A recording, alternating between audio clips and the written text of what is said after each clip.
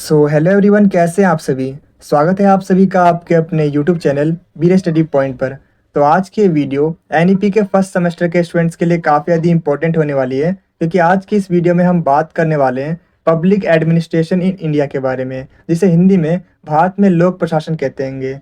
तो आज की इस वीडियो में हम इस बुक के मोस्ट इंपॉर्टेंट क्वेश्चंस को डिस्कस करने वाले हैं। एंड एज यू नो, हम अपनी वीडियो में आपको सिर्फ और सिर्फ इंपॉर्टेंट कंटेंट ही पढ़ाते हैं, जो कि आपके एग्जाम के पॉइंट ऑफ व्यू से काफ़ी ज़्यादा इंपॉर्टेंट होते हैं। बेसिकली जिन टॉपिक से आपके एग्जाम में क्वेश्चन पूछे जाते हैं। तो आज की इस वीडियो में मैं आपको जो क्वेश्चन बताने वाला हूँ, वो सेम क्वेश्चन आपको आपके एग्जाम में देखने को मिलेंगे, ये मेरी गारंटी है। तो आइए सबसे पहले बात करते हैं इसके सिलेबस के बारे में। तो मैं आपको बताना चाहूँगा कि पूरे सिलेबस के अंदर टोटल आपको 6 यूनिट्स पढ़नी है। तो यूनिट फर्स्ट है, जिसका नाम है भारतीय प्रशासन। तो इस यूनिट से बेसिकली आपके एग्जाम में सिविल सेवा की संरचना से क्वेश्चन पूछे जाते हैं। इसके अलावा पीएमओ और मंत्रिमंडल सचिवालय से क्वेश्चन पूछे जाते हैं। तो यूनिट सेकंड है, जिसका नाम है विकेंद्रीकरण यानी डिसेंट्रलाइजेशन। तो इसके अंदर बेसिकली आपको 73वें और 74वें संविधान संशोधन को समझना है, क्योंकि इसी टॉपिक से आपके एग्जाम में क्वेश्चन पूछे जाते हैं। तो यूनिट थर्ड है बजट। तो इस यूनिट से बेसिकली आपके एग्जाम में बजट चक्र से क्वेश्चन पूछे जाते हैं। इसके अलावा बजट के प्रकार से क्वेश्चन पूछे जाते हैं। इसके अलावा बजट बनाने में वित्त मंत्रालय की क्या भूमिका है, इसके ऊपर क्वेश्चन पूछे जाते हैं। तो आइए हम बात करते हैं यूनिट 4 की। तो यूनिट 4 है भारत में प्रौद्योगिकी और लोक प्रशासन। तो इस यूनिट से ई गवर्नेंस से आपके एग्जाम में क्वेश्चन पूछे जाते हैं। तो चलिए हम बात करते हैं यूनिट 5 की। यूनिट 5 है सामाजिक कल्याण और प्रशासन। तो इस यूनिट से बेसिकली आपके एग्जाम में समाज कल्याण की जो नीतियां हैं, जैसे शिक्षा, स्वास्थ्य, भोजन और रोजगार, इसके ऊपर आपके एग्जाम में क्वेश्चन पूछे जाते हैं। और लास्ट यूनिट 6 है, जिसका नाम है भारतीय प्रशासन की समस्याएं एवं वाद विवाद। तो ये था आपका सिलेबस, जिसमें आपको टोटल 6 यूनिट पढ़नी है। तो सिलेबस को जानने के बाद चलिए अब हम आगे बढ़ते हैं और समझते हैं इसके एग्जाम पैटर्न के बारे में, क्योंकि काफ़ी सारे स्टूडेंट्स ये कमेंट करते हैं कि आप हमें सिलेबस के साथ साथ एग्जाम पैटर्न भी समझाया कीजिए, जिससे कि हमें ये समझ में आ सके कितने नंबर का पेपर आता है, हमें कितने टाइम में अटेम्प्ट करना होता है और हमें कितने क्वेश्चन अटेम्प्ट करने होते हैं। तो अब अगर हम एग्जाम पैटर्न की बात करें, तो मैं आपको बताना चाहूँगा कि टोटल आपको 3 घंटे दिए जाते हैं इस पूरे क्वेश्चन पेपर को अटेम्प्ट करने के लिए, और ये 90 नंबर का आपका पेपर होता है। तो इसमें आपको टोटल 5 क्वेश्चन अटेम्प्ट करने होते हैं और हर एक क्वेश्चन इक्वल मार्क्स का होता है। और मैं आपको बताना चाहूँगा कि जो क्वेश्चन पेपर है वो हिंदी और इंग्लिश दोनों मीडियम में आता है। आप किसी भी एक लैंग्वेज में अपना पूरा क्वेश्चन पेपर का आंसर दे सकते हैं, लेकिन ध्यान रहे, अगर आप इंग्लिश में क्वेश्चन पेपर को अटेम्प्ट कर रहे हो तो अपना पूरा आंसर इंग्लिश में ही लिखिएगा। अगर आप हिंदी में अटेम्प्ट करना चाहते हो तो पूरा आंसर हिंदी में लिखिएगा, यानी किसी भी एक मीडियम में आपको अपना पूरा पेपर देना है। तो वीडियो में आगे बढ़ने से पहले मैं आपको बताना चाहूँगा कि अगर आपको इस वीडियो के प्रॉपर आंसर वाले नोट्स चाहिए, तो जो नोट्स का लिंक है वो मैंने आपको अपने इस वीडियो के डिस्क्रिप्शन बॉक्स में प्रोवाइड कर दिया है। आप वहाँ से नोट्स को आसानी से डाउनलोड कर सकते हो। तो यूनिट फर्स्ट है भारतीय प्रशासन। तो भारतीय प्रशासन से यानी पब्लिक एडमिनिस्ट्रेशन से आपके एग्जाम में जो पहले टाइप का क्वेश्चन पूछा जाता है, जैसा कि आप देख सकते हो स्क्रीन पे, वो पूछा जाता है कि प्रधानमंत्री कार्यालय यानी पीएमओ और कैबिनेट सचिवालय, इनकी संरचनाओं के बारे में बताइए, या फिर इनकी भूमिका के बारे में बताइए, या फिर इनके कार्यों के बारे में एक्सप्लेन कीजिए, इनके वर्क के बारे में बताइए। तो जैसा कि आप स्क्रीन पे देख पा रहे हो, कुछ इस तरीके से आपके एग्जाम में क्वेश्चन पूछे जाते हैं। तो अपने आंसर में सबसे पहले हम एक इंट्रोडक्शन लाइन देंगे, जिसमें हम बताएंगे कि लोक प्रशासन यानी पब्लिक एडमिनिस्ट्रेशन किसी भी देश की शासन व्यवस्था की रीढ़ होती है, यानी बैकबोन होती है। इसके जरिए गवर्नमेंट की बनाई पॉलिसीज और प्लान्स ग्राउंड लेवल पर इम्प्लीमेंट होती है। इसके साथ ही मैं आपको बताना चाहूँगा कि भारत में 2 प्रमुख संस्थाएं लोक प्रशासन को सुचारू रूप से चलाने में मदद करती है, जिसमें पहली है प्रधानमंत्री कार्यालय यानी पीएमओ और दूसरी है कैबिनेट सचिवालय। इसके साथ ही मैं आपको बताना चाहूँगा कि ये दोनों ही संस्थाएं सरकार की नीतियों को दिशा निर्देश देने, मंत्रालयों के बीच तालमेल बनाने और इसके अलावा इनके कार्यों पर निगरानी रखने के काम करती हैं।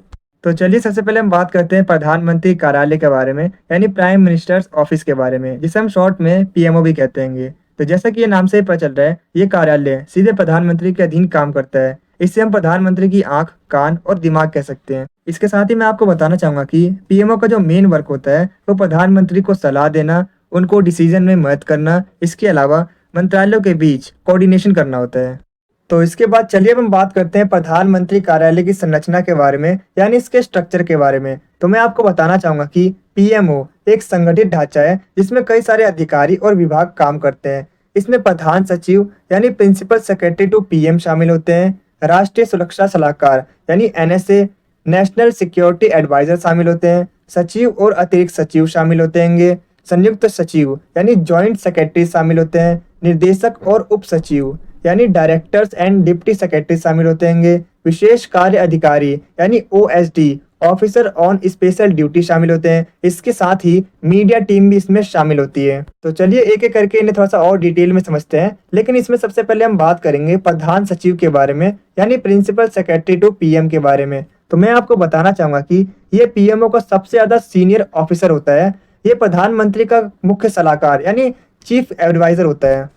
और इसके साथ ही मैं आपको बताना चाहूंगा कि मंत्रालय और विभागों से आने वाली सारी इंफॉर्मेशन सबसे पहले प्रधान सचिव के पास आती है और उसके बाद ही वो प्रधानमंत्री तक पहुंचती है। आप इससे प्रधानमंत्री का राइट हैंड भी कह सकते हैं। तो नेक्स्ट है राष्ट्रीय सुरक्षा सलाहकार यानी NSA, नेशनल सिक्योरिटी एडवाइजर। तो मैं आपको बताना चाहूंगा कि ये ऑफिसर राष्ट्रीय सुरक्षा से जुड़े मामलों पर प्रधानमंत्री को एडवाइस करता है। अगर मैं एग्जाम्पल की बात करूं, जैसे सीमा पर तनाव, आतंकवाद, रक्षा नीति या फिर विदेश नीति। और इसके साथ ही मैं आपको बताना चाहूंगा कि ये राष्ट्रीय सुरक्षा परिषद सचिवालय यानी NSCS इसका भी प्रमुख होता है। इसके अलावा देश की सुरक्षा रणनीतियों में ये काफी ज्यादा इंपॉर्टेंट रोल भी निभाता है। तो इसके बाद आते हैं सचिव और अतिरिक्त सचिव। तो मैं आपको बताना चाहूंगा कि ये सभी ऑफिसर्स अलग अलग सब्जेक्ट्स के, जैसे विदेश नीति, आर्थिक सुधार, शिक्षा, ऊर्जा, इन सभी के एक्सपर्ट होते हैं। जैसे कोई आर्थिक नीति को देखता है, कोई विदेशी मामलों पर काम करता है, कोई प्रशासनिक सुधारों पर काम करता है। इसके साथ ही मैं आपको बता दूं कि ये मंत्रालय से आने वाली इंफॉर्मेशन को इकट्ठा करके उसे प्रधानमंत्री तक पहुंचाते हैं। तो नेक्स्ट है संयुक्त सचिव यानी जॉइंट सेक्रेटरीज। तो मैं आपको बताना चाहूंगा कि जितनी भी जो प्लानिंग होती है उन सभी में ये प्रधान सचिव की हेल्प करते हैं और ये सभी भी अपने अपने फील्ड के एक्सपर्ट होते हैं। फॉर एग्जाम्पल, जैसे कोई एक संयुक्त सचिव शिक्षा को देखता है, दूसरा ऊर्जा को देखता है, तीसरा रक्षा को देखता है। और इसके अलावा मैं आपको बताना चाहूंगा कि ये सभी योजनाओं की निगरानी करते हैं और प्रधानमंत्री तक समय समय पर रिपोर्ट को पहुंचाते हैं। तो इसके बाद आते हैं निर्देशक और उप सचिव यानी डायरेक्टर्स एंड डिप्टी सेक्रेटरीज। तो मैं आपको बताना चाहूंगा कि जितने भी जो प्रोजेक्ट्स होते हैं, जितने भी जो प्रोग्राम होते हैं, उन सभी की ये निगरानी करते हैं। इसके अलावा मंत्रालय से जितने भी जो इन्फॉर्मेशन आती है वो इन सभी इन्फॉर्मेशंस को अपने सीनियर तक पहुंचाने का काम करते हैं। अगर मैं एक एग्जाम्पल के थ्रू आपको समझाने की कोशिश करूं, मान लीजिए कोई एक सरकारी योजना है, प्रधानमंत्री आवास योजना। तो इसकी प्रगति की जो रिपोर्ट होगी वो उससे प्रधानमंत्री कार्यालय तक पहुंचाने का काम करते हैं। तो इनके बाद आते हैं विशेष कार्य अधिकारी यानी OSD, officer on special duty. इनकी जिम्मेदारी होती है कि प्रधानमंत्री के द्वारा जितने भी जो स्पेशल वर्क होते हैं उनको संभालने का काम करते हैं। जैसे कोई खास प्रोजेक्ट हो, कोई नई योजना हो, उन पर निगरानी रखने का काम करते हैं। तो इनके बाद आते हैं मीडिया टीम। तो मैं आपको बताना चाहूंगा कि ये टीम प्रधानमंत्री की नीतियों और कार्यों को जनता तक पहुंचाने का काम करती है, जैसे press, social media.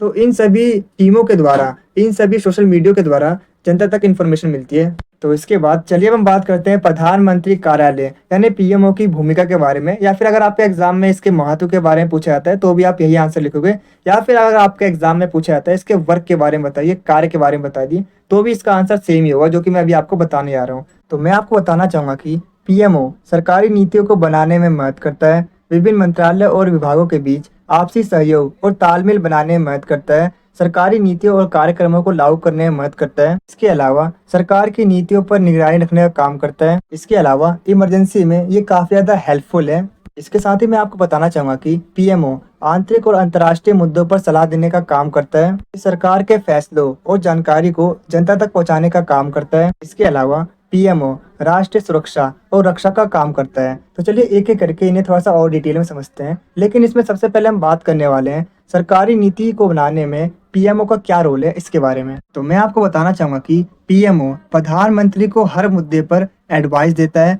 PMO decision लेने से पहले सारे मंत्रालयों और विभागों की जानकारी को इकट्ठा करता है, फिर प्रधानमंत्री और मंत्रिपरिषद के साथ मिलकर नीतियां बनाने का काम करता है। अगर साधारण शब्दों में कहे तो PMO प्रधानमंत्री को हर जरूरी इंफॉर्मेशन और एडवाइस देता है और ये मंत्रालयों से रिपोर्ट जुटाता है और फिर प्रधानमंत्री और मंत्रिपरिषद के साथ मिलकर नीतियां बनाने का काम करता है। तो नेक्स्ट है विभिन्न मंत्रालयों और विभागों के बीच आपसी सहयोग और तालमेल बनाने में मदद करता है। तो मैं आपको बताना चाहूंगा कि PMO भारत सरकार के विभिन्न मंत्रालयों और विभागों के बीच आपसी सहयोग और तालमेल बनाने का काम करता है, जिससे सभी मंत्रालय और विभाग आपस में मिलकर काम करते हैं। अगर एक एग्जाम्पल के थ्रू आपको समझाऊं तो शिक्षा मंत्रालय, स्वास्थ्य मंत्रालय और वित्त मंत्रालय एक ही योजना पर काम कर रहे हैं, तो PMO इन तीनों के बीच तालमेल बनाता है ताकि योजना सही तरीके से लागू हो सके। तो नेक्स्ट है सरकारी नीतियों और कार्यक्रमों को लागू करने में मदद करता है। तो मैं आपको बता दूं कि पीएमओ सरकार के विभिन्न मंत्रालयों और विभागों के साथ मिलकर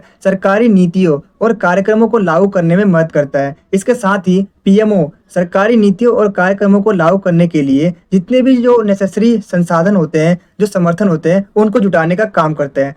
अगर सिंपल वर्ड्स में कहे तो पीएमओ सिर्फ नीतियां बनाने में ही नहीं बल्कि उन्हें लागू करने में भी मदद करता है। ये जरूरी संसाधन और सहयोग जुटाकर सरकारी कामकाज को सही तरीके से चलाने में मदद करता है। तो नेक्स्ट है ये सरकार की नीतियों और कार्यक्रमों पर निगरानी रखने का काम करता है। तो मैं आपको बताना चाहूंगा कि जब सरकार कोई नई योजना या कार्यक्रम की शुरुआत करती है तो पीएमओ सरकार के विभिन्न मंत्रालयों और विभागों के साथ मिलकर ये देखती है कि योजना या फिर कार्यक्रम को सही तरीके से लागू किया गया है या नहीं। यदि कोई कमी है तो वो कैबिनेट सचिवालय सरकार के विभिन्न मंत्रालयों और विभागों के साथ मिलकर उसकी कमी को दूर करता है। तो अगर सिंपल वर्ड्स में बताऊं तो जब सरकार कोई भी नई योजना लाती है तो पीएमओ ये ध्यान रखता है कि वो सही तरीके से लागू हो। अगर बीच में कोई भी कमी रह जाए तो ये मंत्रालयों के साथ मिलकर उसे ठीक करने का काम करता है। तो नेक्स्ट है संकट के दौर में सहायक। तो मैं आपको बताना चाहूंगा कि जब सरकार किसी भी समस्या या संकट का सामना कर रही होती है, जैसे कोई आपदा, युद्ध, महामारी या दंगे, तो पीएमओ सरकार के विभिन्न मंत्रालयों और विभागों के साथ मिलकर इस संकट का जल्द से जल्द समाधान करने की कोशिश करती है।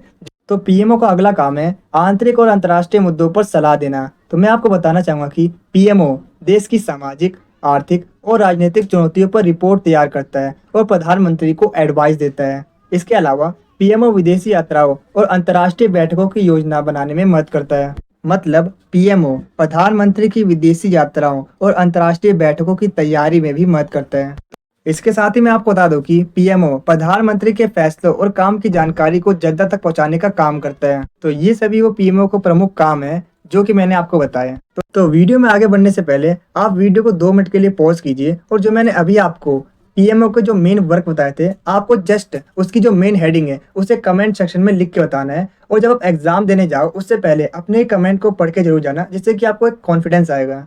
तो पीएमओ की संरचना और पीएमओ के काम को जानने के बाद चलिए अब हम बात करते हैं कैबिनेट सचिवालय की संरचना के बारे में और उसके वर्क के बारे में, क्योंकि ये भी लोक प्रशासन यानी पब्लिक एडमिनिस्ट्रेशन का एक इम्पोर्टेंट पार्ट है। तो मैं आपको बताना चाहूंगा कि कैबिनेट सचिवालय में कैबिनेट सचिव यानी कैबिनेट सेक्रेटरी होते हैं, विशेष सचिव यानी स्पेशल सेक्रेटरी होते हैं, अतिरिक्त सचिव और संयुक्त सचिव होते हैं। इसके अलावा सचिवालय सेवा अधिकारी होते हैं। इसके साथ ही विभिन्न विंग्स होते हैं। तो चलिए एक एक करके इन सभी को थोड़ा सा और डिटेल में समझते हैं, जिसमें सबसे पहले हम बात करने वाले हैं कैबिनेट सचिव यानी कैबिनेट सेक्रेटरी के बारे में। तो मैं आपको बताना चाहूंगा कि ये सर्वोच्च अधिकारी होता है और सीनियर आईएएस अधिकारी को ही कैबिनेट सेक्रेटरी बनाया जाता है और ये प्रधानमंत्री का प्रमुख सलाहकार होता है। इसके अलावा कैबिनेट बैठक का एजेंडा बनाना और फैसलों को लागू करवाना इसकी रिस्पॉन्सिबिलिटी होती है। तो इसके बाद आते हैं विशेष सचिव यानी स्पेशल सेक्रेटरी। तो मैं आपको बताना चाहूंगा कि ये कैबिनेट सचिव की सहायता के लिए होते हैं जो खास नीतिगत फैसले को संभालते हैं। तो इसके बाद आते हैं अतिरिक्त सचिव और संयुक्त सचिव। तो मैं आपको बताना चाहूंगा कि ये अलग अलग मंत्रालयों और विभागों के साथ मिलकर तालमेल बनाते हैं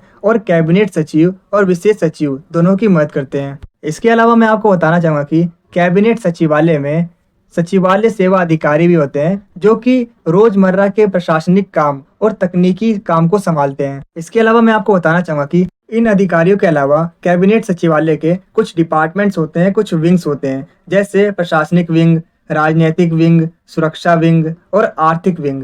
तो ये सभी वो अधिकारी और डिपार्टमेंट हैं जो कि कैबिनेट सचिवालय को बनाते हैं। तो चलिए इसके बाद अब हम बात करते हैं कैबिनेट सचिवालय की भूमिका के बारे में यानी इसके वर्क के बारे में।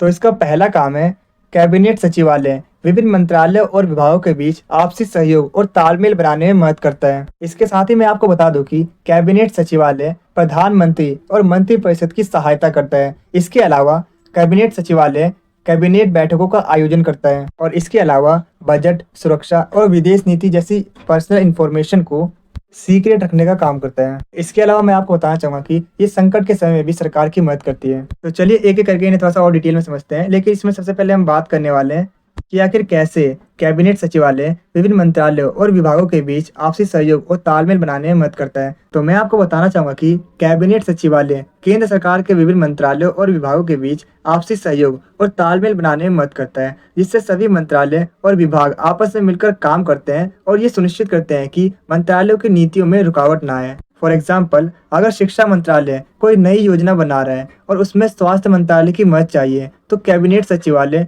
दोनों को जोड़ने का काम करता है। इसके अलावा मैं आपको बताना चाहूंगा कि कैबिनेट सचिवालय कैबिनेट बैठकों या मंत्री परिषद की बैठकों को आयोजित करता है और कैबिनेट सचिवालय एजेंडा तैयार करता है और जो भी फैसले होते हैं उनका रिकॉर्ड रखता है और ये देखता है कि वो फैसले सही हैं या नहीं। अगर सिंपल वर्ड्स में बताऊं तो कैबिनेट सचिवालय बैठक कब होगी, कहाँ होगी, इसकी व्यवस्था करता है। इसके अलावा बैठक में किन मुद्दों पर चर्चा होगी यानी एजेंडा तय करता है। इसके साथ ही मैं आपको बताना चाहूंगा कि कैबिनेट सचिवालय कैबिनेट बैठकों को आयोजित करता है। मान लीजिए कोई बड़ा निर्णय लेना है, जैसे नई शिक्षा नीति या किसान के लिए नई योजना, तो मंत्रालय अपना प्रस्ताव बनाकर कैबिनेट सचिवालय को भेजते हैं और फिर इसके बाद कैबिनेट सचिवालय बैठक बुलाता है और बैठक में चर्चा के बाद जो फैसला होता है उसे लागू करवाता है। तो जैसा कि आप सभी जानते हैं कि कैबिनेट की बैठकों में काफी सारी इंपॉर्टेंट बातें होती हैं, जैसे बजट, सुरक्षा या विदेश नीति। तो कैबिनेट सचिवालय का ये काम होता है कि वो ये सुनिश्चित करे कि जितनी भी जो इन्फॉर्मेशन है वो बाहर लीक ना हो और जितने भी जो डॉक्यूमेंट्स हैं उन्हें सुरक्षित और गुप्त रखा जाए। इसके साथ ही मैं आपको बताना चाहूंगा कि कैबिनेट सचिवालय संकट के समय में भी सरकार की मदद करता है। जैसे जब देश में कोई बड़ी आपदा या संकट आए, जैसे बाढ़, भूकंप, महामारी जैसे कोविड-19 आई थी या युद्ध की जैसी स्थिति हो, तो इस टाइम पर कैबिनेट सचिवालय अलग अलग विभागों और अलग अलग मंत्रालयों को एकजुट करने का काम करता है और सबके बीच तालमेल बिठाने का काम करता है, जिससे कि समय पर राहत पहुंच सके। तो ये सभी वो कैबिनेट सचिवालय के मुख्य काम है जो कि आपके एग्जाम में पूछे जाते हैं, जिन्हें आपको ध्यान रखना है। तो चलिए हम बात करते हैं इसके कंक्लूजन के बारे में। तो मैं आपको बताना चाहूंगा कि प्रधानमंत्री कार्यालय और कैबिनेट सचिवालय भारत सरकार की रीढ़ की हड्डी है यानी बैकबोन है, जो कि नीतियों को दिशा देकर मंत्रालय के बीच तालमेल बनाने का काम करते हैं। इनकी बदौलत सरकार की योजनाएं और फैसले प्रभावी तरीके से ग्राउंड लेवल पर उतर पाते हैं। तो वीडियो में आगे बढ़ने से पहले मैं आपको बताना चाहूँगा कि अगर आपको इस वीडियो के प्रॉपर आंसर वाले नोट्स चाहिए, तो जो नोट्स का लिंक है वो मैंने आपको अपने इस वीडियो के डिस्क्रिप्शन बॉक्स में प्रोवाइड कर दिया है। आप वहाँ से नोट्स को आसानी से डाउनलोड कर सकते हो। अगर आपको ये वीडियो अच्छी लग रही है तो आप इसे लाइक, शेयर और कमेंट जरूर करें, क्योंकि जब आप लाइक करते हो तो हमें मोटिवेशन मिलता है ऐसी और बहुत सी वीडियोस बनाने के लिए। और जब आप वीडियो को शेयर करते हो तो जैसा कि आपको पता ही होगा, नॉलेज बांटने से बढ़ती है। और जब आप हमारी वीडियो पर कमेंट करते हो तो हमें ये पता चलता है कि हम अपनी वीडियो में और क्या इम्प्रूव कर सकते हैं। और मैं आपको बता दूं कि 5 मिनट की वीडियो को बनाने में काफ़ी मेहनत और 1 से 2 घंटे का समय लगता है। तो आप हमारी वीडियो को लाइक, शेयर और कमेंट जरूर करें, ताकि हम आपके लिए ऐसी ही और वीडियोस को ला सकें। और कमेंट में ये जरूर बताना कि आपको नेक्स्ट वीडियो किस टॉपिक पर चाहिए। तो यूनिट सेकंड है विकेंद्रीकरण और स्थानीय स्वशासन। तो इस यूनिट से जो आपके एग्जाम में क्वेश्चन पूछे जाते हैं वो सबसे पहले तो यही पूछा जाता है कि विकेंद्रीकरण का मतलब क्या होता है। इसके अलावा 73वें संविधान संशोधन और 74वें संविधान संशोधन के ऊपर आपके एग्जाम में क्वेश्चन पूछे जाते हैं। तो मैं आपको बताना चाहूँगा कि 73वें संविधान संशोधन के अकॉर्डिंग ग्रामीण क्षेत्रों में स्वशासन के अधिकार दिए गए थे, यानी पावर्स का डिस्ट्रीब्यूशन किया गया था, विकेंद्रीकरण किया गया था। ठीक इसी तरीके से 74वें संविधान संशोधन में शहरों में पावर का डिस्ट्रीब्यूशन किया गया था, यानी सत्ता का विकेंद्रीकरण किया था। शहरों में कुछ अधिकार दिए गए थे, जिससे कि 73वें संविधान संशोधन से पंचायतें बनी और 74वें संविधान संशोधन से जो हमारे MCD होते हैं, यानी जो नगर पालिका होती है, वो बने। तो चलिए हम इसके कुछ प्रीवियस ईयर क्वेश्चंस को देखते हैं जो कि अभी तक आपके एग्जाम में पूछे गए हैं। तो जैसा कि आप स्क्रीन पे देख पा रहे हो, कुछ इस तरीके से आपके एग्जाम में क्वेश्चन पूछे जाते हैं। अगर आप इन सभी क्वेश्चंस को पढ़ते हो तो आप एक कंक्लूजन पे पहुंचोगे कि इन सभी क्वेश्चंस में बेसिकली आपसे विकेंद्रीकरण के बारे में पूछा जा रहा है। इसके अलावा 73वें संविधान संशोधन और 74वें संविधान संशोधन के बारे में पूछा जा रहा है। तो अपने आंसर में सबसे पहले हम एक इंट्रोडक्शन लाइन देंगे, जिसमें हम बताएंगे कि विकेंद्रीकरण का मतलब क्या होता है। तो मैं आपको बताना चाहूँगा कि जब सेंट्रल गवर्नमेंट या स्टेट गवर्नमेंट अपनी पावर, रिस्पॉन्सिबिलिटी और राइट्स का कुछ हिस्सा स्थानीय स्तर की सरकारों को देती है, तो इसे ही कहते हैं विकेंद्रीकरण, यानी डिसेंट्रलाइजेशन। ये स्थानीय संस्थाएं गांव में पंचायतें और शहर में नगर पालिका होती है। इसके अलावा मैं आपको बताना चाहूँगा कि विकेंद्रीकरण का मेन ऑब्जेक्टिव होता है कि लोग खुद से अपने क्षेत्र की समस्याओं का हल निकालें, ना कि सरकार पर पूरी तरीके से निर्भर हो जाएं। इससे स्थानीय स्वशासन मजबूत होता है, जनता की सीधी भागीदारी होती है और सरकार की पारदर्शिता और जवाबदेही बढ़ती है। तो मैं आपको बताना चाहूँगा कि विकेंद्रीकरण को लेकर अलग अलग विचारकों ने अपनी अपनी डेफिनेशन दी है, अपनी अपनी परिभाषा दी है, जैसे कि आप स्क्रीन पे देख पा रहे हो। इनमें से आप 2 से 3 परिभाषा को अगर अपने एग्जाम में लिखते हो तो आप अपने एग्जाम में अच्छा स्कोर कर सकते हो। तो चलिए हम बात करते हैं 73वें संविधान संशोधन के बारे में, जो कि पंचायती राज से रिलेटेड है। तो मैं आपको बताना चाहूंगा कि 73वां संविधान संशोधन 1992 में किया गया था। इसका मेन ऑब्जेक्टिव था गांव स्तर पर लोकतांत्रिक विकेंद्रीकरण को मजबूत करना और पंचायतों को संवैधानिक दर्जा देना था। तो चलिए हम बात करते हैं 73वें संविधान संशोधन के प्रावधान के बारे में, यानी इसके मेन प्रोविजंस के बारे में कि इसमें क्या क्या बातें की गई थी। तो मैं आपको बताना चाहूंगा कि इस संविधान संशोधन के अकॉर्डिंग गांव के स्थानीय स्वशासन को 3 स्तरों पर बांटा गया था, जिसमें गांव स्तर पर ग्राम पंचायत, तहसील स्तर पर पंचायती समिति और जिला स्तर पर जिला परिषद था। तो चलिए इसमें सबसे पहले बात करते हैं गांव स्तर पर ग्राम पंचायत के बारे में। तो मैं आपको बताना चाहूंगा कि ये सबसे निचला स्तर है और ये गांव की छोटी छोटी समस्याओं का समाधान करती है, जैसे सड़क, पानी और सफाई। तो इसके ऊपर आता है तहसील समिति, या फिर आप कह सकते हो पंचायती समिति। तो मैं आपको बता दूं कि इसे मध्यम स्तर पंचायत कहा जाता है। ये कई ग्राम पंचायतों के बीच तालमेल बिठाती है और विकास योजनाओं की निगरानी करती है। और इसके बाद सबसे ऊपर आता है जिला स्तर पर, यानी जिला परिषद। तो मैं आपको बताना चाहूंगा कि ये सबसे ऊंचा स्तर है। ये पूरे जिले के विकास कार्यों की योजना बनाती है और बजट का प्रबंधन करती है। इसके अलावा मैं आपको बताना चाहूंगा कि इस संविधान संशोधन के तहत संविधान में 11वीं अनुसूची जोड़ी गई है और पंचायतों को 29 विषयों पर अधिकार दिए गए हैं, जैसे कृषि, पशुपालन, जल आपूर्ति, प्राथमिक शिक्षा, स्वास्थ्य, सड़कें, सामाजिक कल्याण एक्सेट्रा।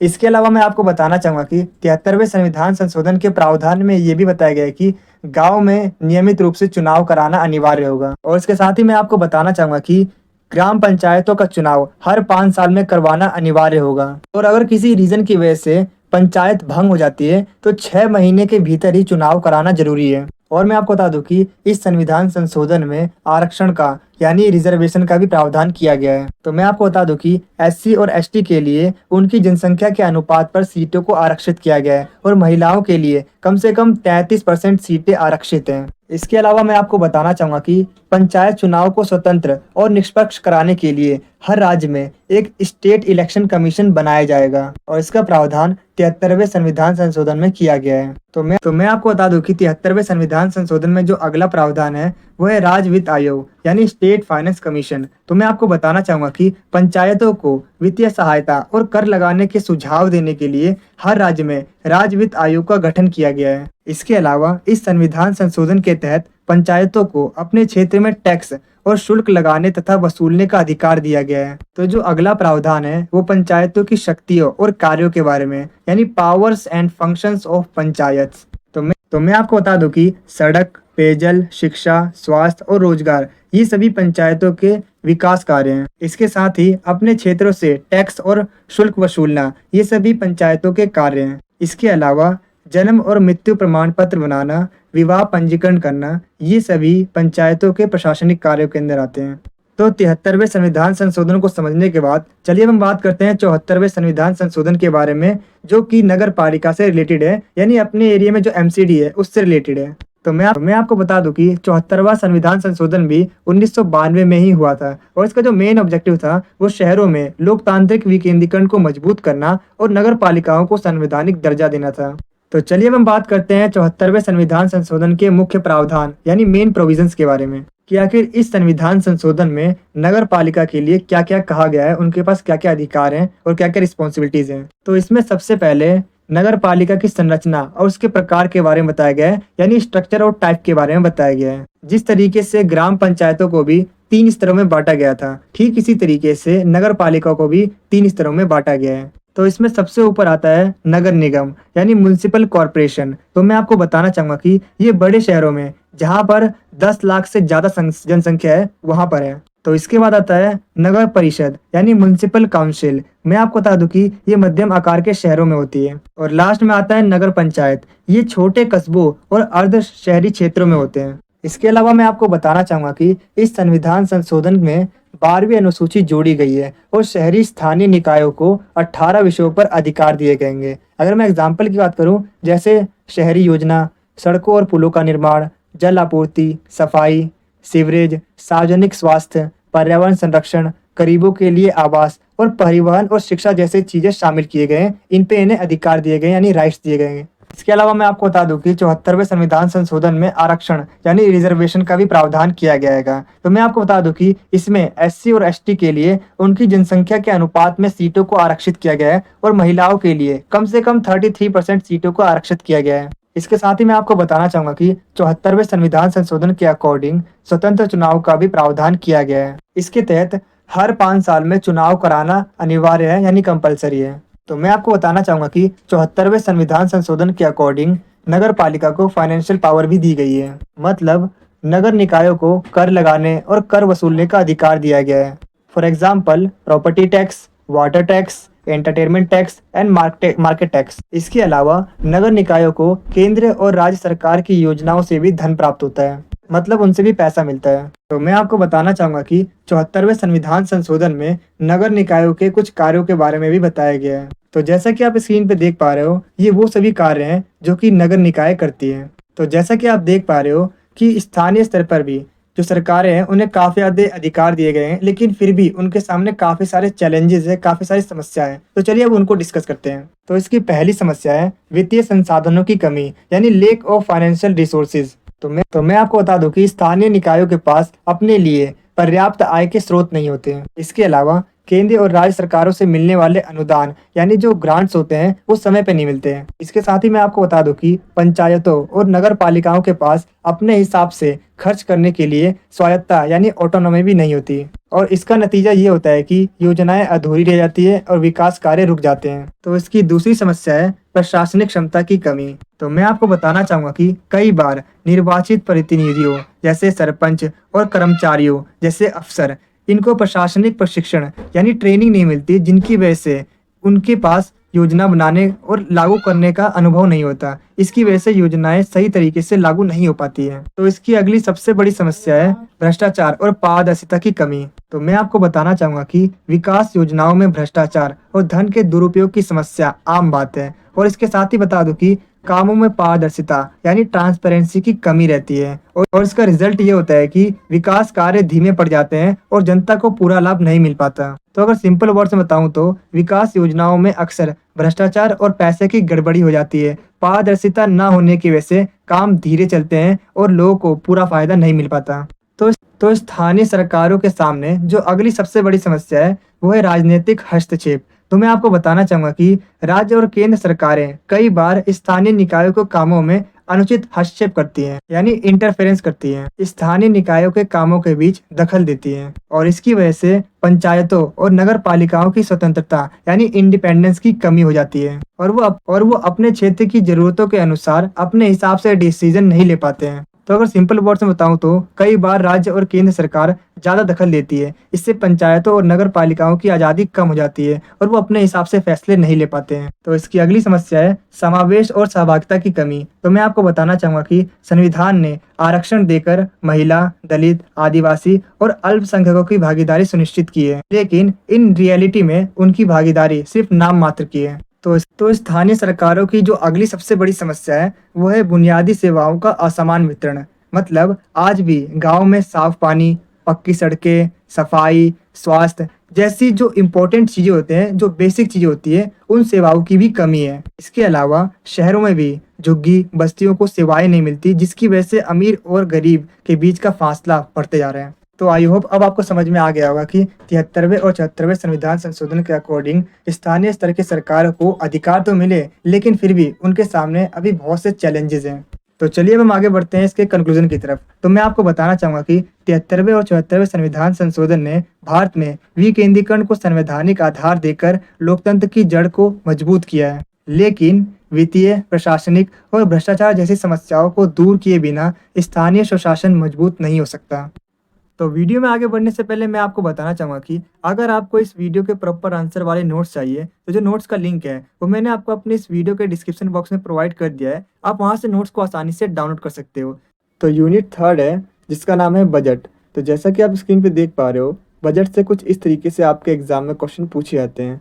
अगर आप इन सभी क्वेश्चन को पढ़ते हो तो आप एक कंक्लूजन में पहुँचोगे कि इन सभी क्वेश्चन में बेसिकली आपसे बजट के बारे में पूछा जा रहा है कि आखिर बजट होता क्या है, बजट बनाने के क्या उद्देश्य है और उसकी क्या विशेषताएं हैं, और बजटीय प्रक्रिया क्या होती है, बजट बनाने में संसद और वित्त मंत्रालय की क्या भूमिका होती है। तो बेसिकली इन सभी चीज़ों को आपको अपने आंसर्स में एक्सप्लेन करना होता है। तो चलिए सबसे पहले हम बात करते हैं इसके डेफिनेशन के बारे में। तो मैं आपको बताना चाहूँगा कि बजट का मतलब होता है आय और व्यय का अनुमान, लेखा जोखा। बजट एक ऐसा डॉक्यूमेंट है जिसमें सरकार ये बताती है कि आने वाले फाइनेंशियल ईयर में कितना पैसा आएगा और कितना पैसा खर्च होगा। अगर सिंपल वर्ड्स में बताऊं तो बजट सरकार की आय और व्यय की योजना है जो ये तय करती है कि पैसा कहाँ से आएगा और कहाँ पर खर्च होगा। तो इसके बाद चलिए हम बात करते हैं बजट की कुछ परिभाषाओं के बारे में। तो जैसा कि आप देख सकते हो कुछ इस तरीके से काफ़ी सारे जो एक्सपर्ट्स होते हैं, जो विद्वान होते हैं, उन्होंने अपने अपनी डेफिनेशन दी है। तो इनमें से आपको 1 से 2 डेफिनेशन को याद करना है और अपने एग्जाम में लिखना है, जिससे कि टीचर पर अच्छा इंप्रेशन पड़ेगा और वो आपको अच्छे मार्क्स देंगे। तो डेफिनेशन को जरूर लिखना। तो डेफिनेशन के बाद चलिए हम बात करते हैं बजट के उद्देश्य के बारे में, यानी बजट के ऑब्जेक्टिव के बारे में। तो मैं आपको बताना चाहूँगा कि बजट का काम केवल सरकार की आय और खर्च दिखाना नहीं होता, बल्कि ये देश की आर्थिक और सामाजिक प्रगति का रास्ता भी तय करता है। इसके जरिए सरकार ये बताती है कि आने वाले सालों में वो किस दिशा में काम करेगी, जनता के लिए क्या क्या योजनाएं बनाएंगी। सबसे पहले बजट से शिक्षा, स्वास्थ्य, कृषि, उद्योग, सड़क, बिजली और पानी जैसी बुनियादी जरूरतों पर पैसा खर्च किया जाता है। इससे देश की बुनियादी सुविधाएं और ढांचा यानी इंफ्रास्ट्रक्चर मजबूत होता है। इसके अलावा बजट सरकार की आर्थिक और सामाजिक नीतियों को लागू करने का भी साधन है, जैसे किसानों को सब्सिडी देना, रोजगार के लिए मनरेगा जैसी योजनाएं चलाना, गरीबों के लिए घर बनवाना। बजट का मेन ऑब्जेक्टिव होता है सरकारी खर्च पर निगरानी रखना। इसके जरिए ये सुनिश्चित किया जाता है कि सभी विभाग तय सीमा के भीतर ही खर्च करें और पैसों की बर्बादी ना हो। और लास्ट में बजट से सरकार, जनता और संसद के प्रति जवाबदेही रहती है। जब बजट संसद में पेश किया जाता है तो उस पर चर्चा की जाती है और जनता को पता चलता है कि उनका पैसा कहाँ और कैसे खर्च किया जा रहा है। तो इसके बाद चलिए हम बात करते हैं बजट की विशेषताओं के बारे में, यानी इसके फीचर्स के बारे में। तो इसकी पहली विशेषता है आय और व्यय का अनुमान। तो मैं आपको बता दूं कि बजट एक अनुमानित योजना है जिसमें आने वाली वित्तीय वर्ष में सरकार कितनी आय प्राप्त करेगी और कितना खर्च करेगी, इसका विवरण होता है, यानी इसका डिस्क्रिप्शन होता है। इसके साथ ही मैं आपको बताना चाहूँगा कि बजट ये दिखाता है कि सरकार किन किन क्षेत्रों को प्राथमिकता देती है। इसके अलावा मैं आपको बता दूं कि बजट में ये तय किया जाता है कि सीमित संसाधनों को कहाँ और कैसे खर्च करना है। इसके साथ ही मैं आपको बताना चाहूँगा कि बजट संसद और जनता के सामने पेश किया जाता है। इससे जनता को ये पता चलता है कि सरकार उनकी भलाई के लिए किस तरह खर्च करने वाली है। इससे ट्रांसपेरेंसी और सरकार की जवाबदेही बनी रहती है। अगर सिंपल वर्ड में बताऊं तो बजट एक अनुमानित आय और व्यय का डॉक्यूमेंट है जो सरकार की सोच, प्राथमिकताओं और योजनाओं को सामने लाता है। तो इसके बाद चलिए अब हम बात करते हैं बजट चक्र के बारे में, यानी बजटीय प्रक्रिया के बारे में। तो मैं आपको बताना चाहूँगा कि बजट चक्र वो प्रोसेस है जिसमें सरकार की आय और व्यय योजना को तैयार किया जाता है, उसे कानूनी मान्यता दी जाती है और फिर उसे ग्राउंड लेवल पर लागू किया जाता है और लास्ट में उसका मूल्यांकन और परीक्षण किया जाता है। इसके साथ ही मैं आपको बता दूं कि बजट चक्र के 4 चरण होते हैं, यानी इसके 4 स्टेप्स होते हैं। फर्स्ट है बजट निर्माण, यानी बजट फॉर्मुलेशन। सेकेंड है बजट का विधिकरण, यानी बजट अप्रूवल। थर्ड है बजट का क्रियान्वयन, यानी बजट इम्प्लीमेशन। और लास्ट फोर्थ है लेखा परीक्षण, यानी ऑडिटिंग। तो इसमें सबसे पहले हम बात करने वाले हैं बजट निर्माण के बारे में, यानी बजट फॉर्मुलेशन के बारे में। मैं आपको बताना चाहूंगा कि ये बजट चक्र का पहला और सबसे इम्पोर्टेंट स्टेप होता है। इसमें नेक्स्ट फाइनेंशियल ईयर के लिए अनुमानित आय और व्यय की योजना को तैयार किया जाता है। तो इस स्टेप के अंदर किए जाने वाले कुछ काम हैं, जैसे सभी मंत्रालय और विभाग अपने फाइनेंशियल ईयर के खर्च का अनुमान बनाकर वित्त मंत्रालय को भेजते हैं। इसके बाद वित्त मंत्रालय सभी प्रस्तावों का गहन अध्ययन करता है, यानी डीप स्टडी करता है और पिछले वर्ष के अनुमान और सरकार की नीतियों और प्राथमिकताओं के अनुसार आय और खर्च का अनुमान तय करता है। और इसके बाद सरकार बजट में अपनी आर्थिक और सामाजिक नीतियों के लक्ष्य को शामिल करती है। उदाहरण के लिए कृषि सुधार, स्वास्थ्य, शिक्षा, सड़क योजना। और इसके बाद वित्त मंत्रालय और प्रधानमंत्री कार्यालय के विशिष्ट अधिकारी कई बार चर्चा करके आंकड़ों की समीक्षा करते होंगे, यानी इसकी डीप स्टडी करते होंगे और लास्ट में अनुमोदन से पहले सभी आंकड़े सही किए जाते हैं। तो अगर सिंपल वर्ड्स में बताऊं तो ये स्टेप बजट की योजना और तैयारी का है। तो इसके बाद बजट प्रक्रिया का जो नेक्स्ट स्टेप आता है वो है बजट का विधिकरण यानी बजट अप्रूवल। तो मैं आपको बताना चाहूंगा कि इस स्टेप में बजट को संसद से मंजूरी दिलाई जाती है ताकि उसे कानूनी मान्यता मिल सके। तो इस स्टेप के अंदर भी कुछ वर्क किए जाते हैं, जैसे वित्त मंत्री संसद में बजट पेश करते हैं और इसमें आने वाली साल की योजनाओं, खर्च और कर नीति की जानकारी दी जाती है। इसके बाद सभी विभागों के लिए राशि का आवंटन किया जाता है। सरकार इसे पारित करती है ताकि सरकारी खर्च कानूनी रूप से वैध हो सके यानी वैलिड हो सके। तो अगर सिंपल वर्ड्स में बताऊं तो ये स्टेप बजट को संसद से मंजूरी दिलाने का है। तो बजट प्रक्रिया का जो अगला पड़ाव आता है वो है बजट का क्रियान्वयन यानी बजट इम्प्लीमेशन।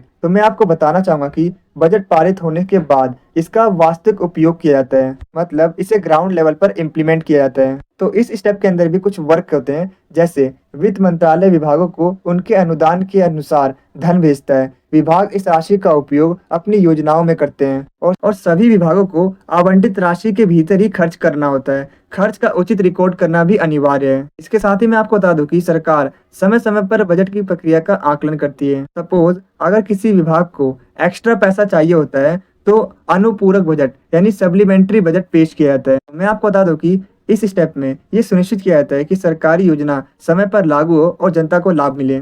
तो बजट प्रक्रिया का जो अगला स्टेप आता है वो है लेखा परीक्षण यानी ऑडिटिंग। तो मैं आपको बताना चाहूंगा कि ये बजट प्रक्रिया का अंतिम चरण है। इसमें ये जांच की जाती है कि सरकार ने जो पैसा खर्च किया वो सही ढंग से खर्च हुआ या नहीं। तो मैं आपको बता दूं कि इस स्टेप के अंदर भी कुछ वर्क किए जाते हैं, जैसे भारत के नियंत्रक एवं महालेखा परीक्षक यानी CAG सरकारी विभागों के खर्च की जांच करते हैं और ये देखा जाता है कि खर्च कितना प्रभावी और उपयोगी रहा है। इसके अलावा अनियमितताओं और अवैध खर्च का पता लगाया जाता है और इसकी रिपोर्ट को संसद में पेश किया जाता है। और मैं आपको बता दूं कि लेखा परीक्षक से वित्तीय पारदर्शिता और जवाबदेही सुनिश्चित होती है।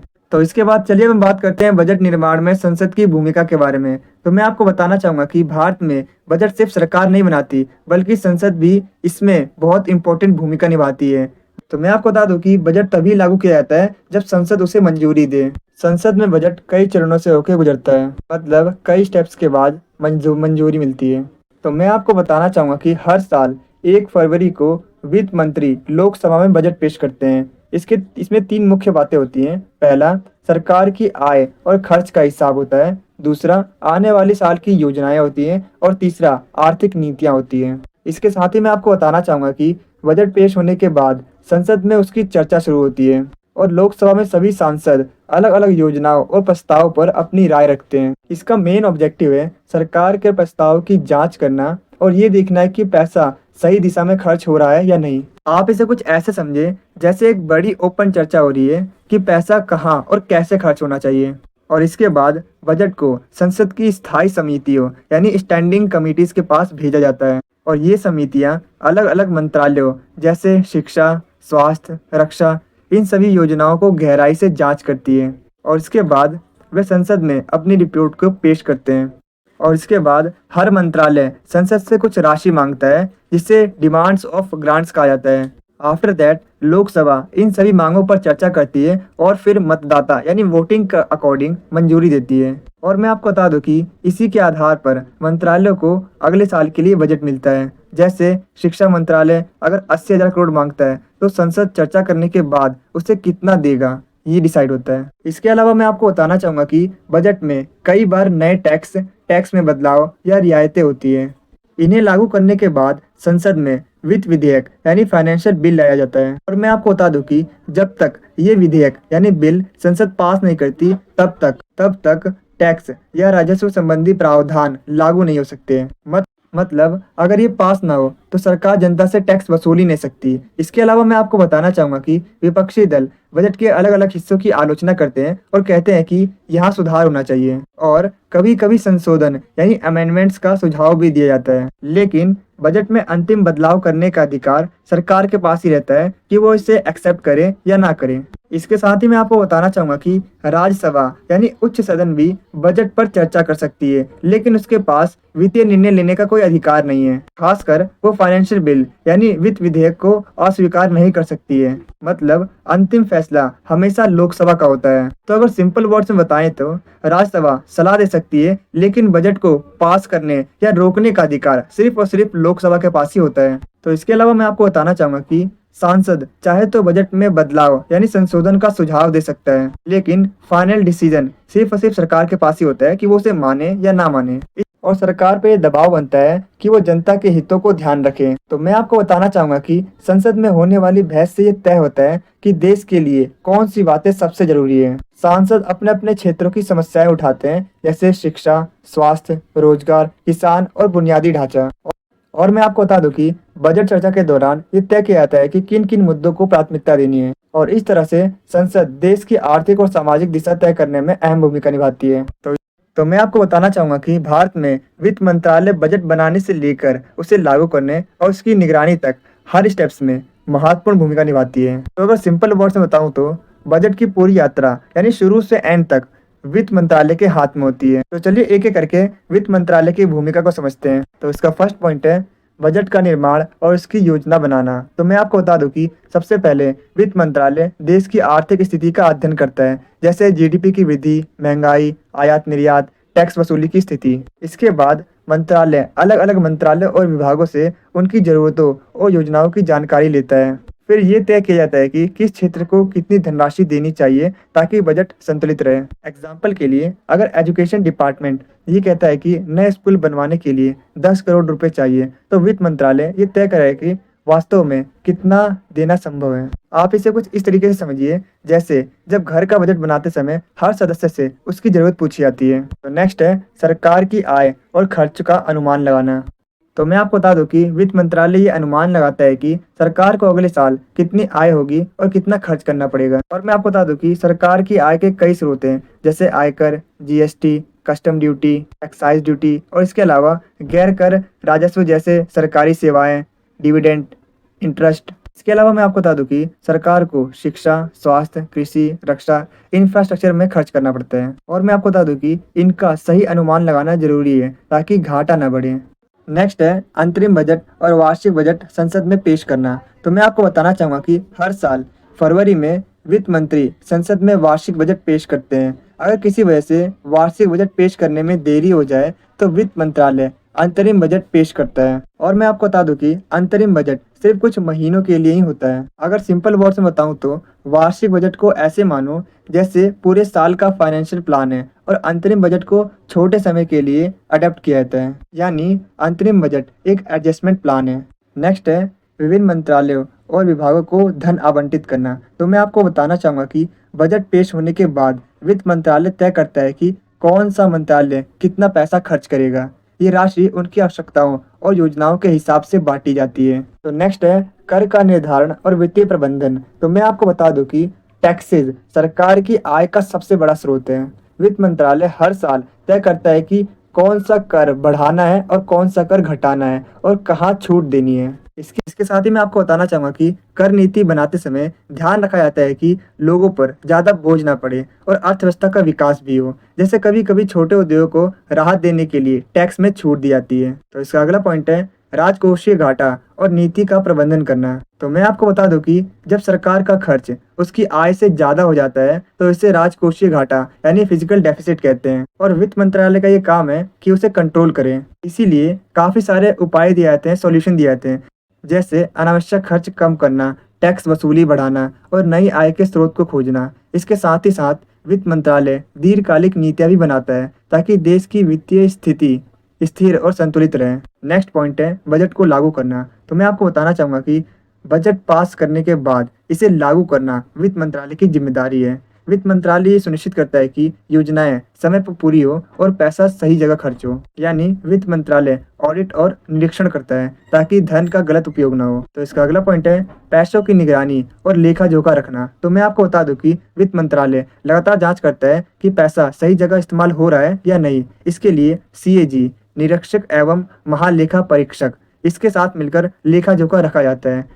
समय समय पर योजनाओं की समीक्षा की जाती है ताकि पता चल सके पैसा सही जगह उपयोग हो रहा है या नहीं। तो लास्ट पॉइंट है वित्तीय रिपोर्टिंग और बजट का विश्लेषण करना। तो मैं आपको बताना चाहूँगा कि वित्त मंत्रालय संसद में रिपोर्ट देता है कि बजट के पैसे का कितना इस्तेमाल सही हुआ है और लक्ष्य पूरा हुआ है या नहीं। इसके अलावा वित्त मंत्रालय हर साल आर्थिक सर्वेक्षण यानी इकोनॉमिक सर्वे पेश करता है। इसमें पिछले साल की पूरी आर्थिक स्थिति का विश्लेषण होता है और अगले साल सुधार के लिए सुझाव दिए जाते हैं। तो चलिए अब हम बात करते हैं इसके कंक्लूजन के बारे में। तो मैं आपको बताना चाहूंगा कि भारत में बजट सिर्फ आय और व्यय का अनुमान नहीं है, बल्कि सरकार की नीतियों, प्राथमिकताओं और विकास की दिशा का आईना है। संसद और वित्त मंत्रालय की सक्रिय भूमिका से बजट पारदर्शिता, जवाबदेही और आर्थिक प्रगति का मजबूत साधन बनता है। अगर आपको ये वीडियो अच्छी लग रही है तो आप इसे लाइक, शेयर और कमेंट जरूर करें, क्योंकि जब आप लाइक करते हो तो हमें मोटिवेशन मिलता है ऐसी और बहुत सी वीडियोस बनाने के लिए। और जब आप वीडियो को शेयर करते हो तो जैसा कि आपको पता ही होगा, नॉलेज बांटने से बढ़ती है।